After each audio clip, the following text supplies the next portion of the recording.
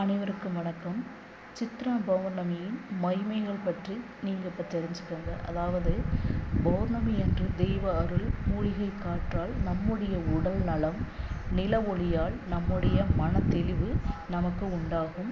அன்றைய நாளில் திருவண்ணாமலை போன்ற புனித மலைகளில் நீங்கள் பஞ்சாட்சர மந்திரத்தை உச்சரித்தபடி அமைதியாக பலம் வந்தால் உங்களுக்கு பலன்கள் இரட்டிப்பாக கிடைக்கும். குறிப்பாக சித்தர்களின் அருளை நாம் தியானித்தால் அல்லது ஆழ்ந்த தவத்தால் தான் பெற முடியும்.